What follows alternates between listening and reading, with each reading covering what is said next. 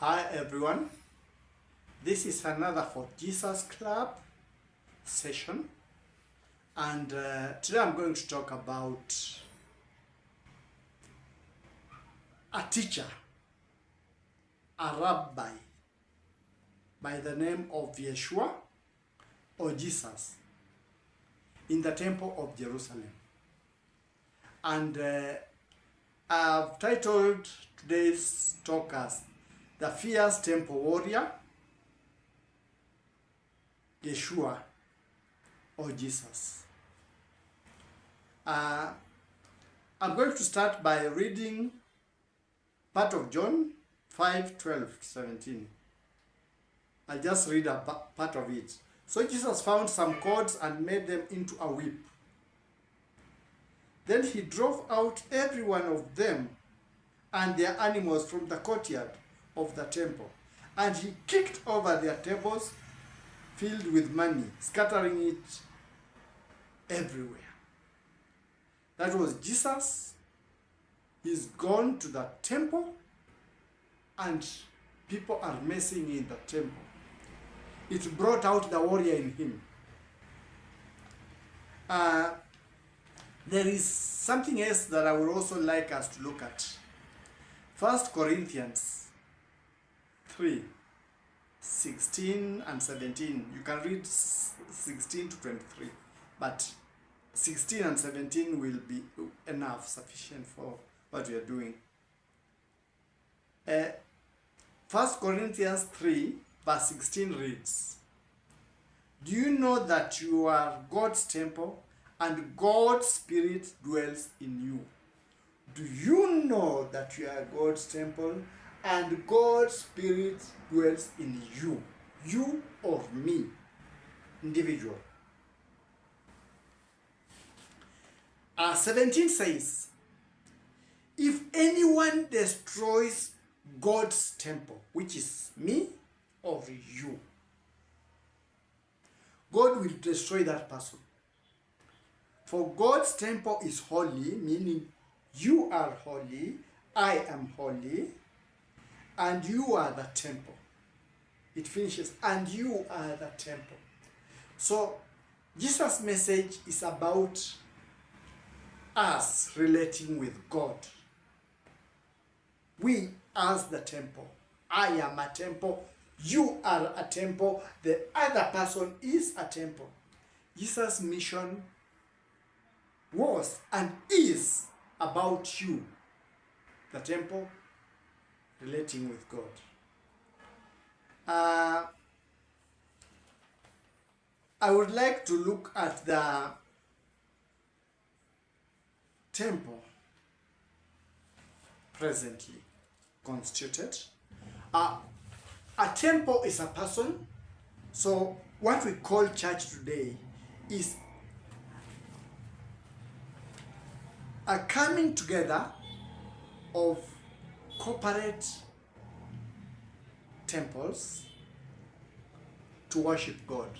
So each one of us is a temple. We are corporate. I'm not superior to you and you are not superior to me.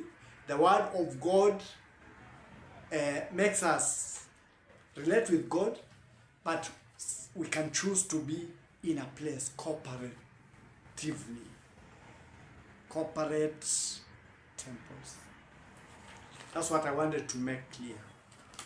So, in this place where we assemble on worship days as corporate temples, the things that I would like to look at warrior style, because Jesus also looked at things in the temple warrior style. Can many of the rabbis or teachers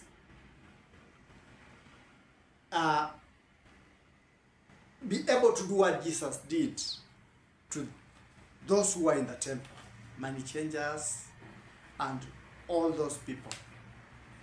Because if we look at our temples, our churches, temple is individual. At our churches, which is a collection of different independent temples.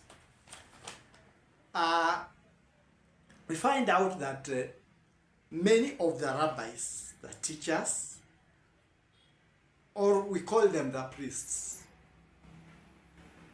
many of them like being exalted. They have given themselves big titles. His Eminence, Bishop, Doctor, name them, apostles, all those titles. Approaching it Jesus style because it means that we have to do everything the way Jesus did, because to be called a Christian means you are emulating Jesus. Could Jesus be able to come to the present place that we assemble without whipping us and kicking us out? Because we've gone and elevated ourselves to a place of worship. We want to be worshipped. But the purpose of a temple is God worshiping. We worship God, not a person. 2, we have made our collective places be a place of business, a place of collecting money. Because now we have abrogated ourselves power to collect as much as possible from other temples and tell them we are blessing them. Was that the purpose of Jesus? And is that still the purpose of Jesus? That individual temples shall rise above other temples in a congregation and be money changers and do all those things that Jesus himself went kicking out of the temple. We find that most places of corporate worship have become money changers dens. I'm sorry to say that, but that's the reality. These places have become also political brokers' point. So, what am I saying? I'm saying that Jesus was a warrior.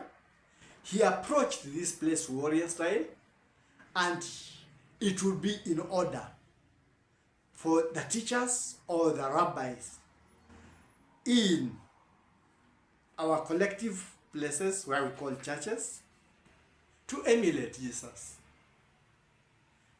Go for the temple, not for the money. Do not rate somebody according to how much money he has.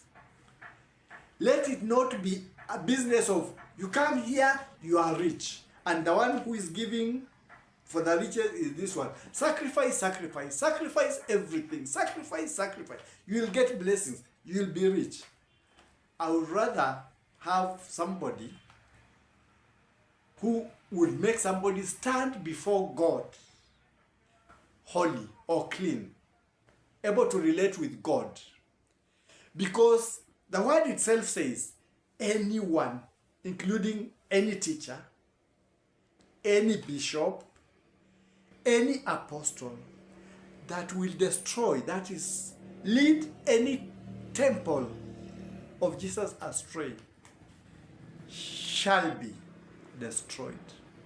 That is as per the writing. I know many of you will differ with me, but it's better to take the bull by its horns, face things the way they are, because what we are doing is contrary to what Jesus would have wanted done, to what Jesus is expecting to be done. We are going for the money. We are telling people worldly things. It's not bad to be blessed. It's not bad to be... In fact, Jesus wants us to have a good life. But then, that should not be the core teaching. I know this one is going to irritate many of us because it's a good business to some. And they get a lot of honor wherever they go because of what they do. But consider that whatever you are doing that may not relate to that is destroying the temple of the person. And the word itself says, destroy the temple and Jesus will destroy you. I would like to say that I'm not against men. I'm just going by what Jesus says. I'm not against the religious groupings that we have. I'm just being truthful. So, my take is, if somebody feels that that is not the correct position, hit back with a verse that disqualifies that you are the temple and Jesus is interested in the temple. Today for Jesus Club, I'm going to conclude by saying Jesus has stood with me in many things. I've seen the power of Jesus, so I know Jesus is there.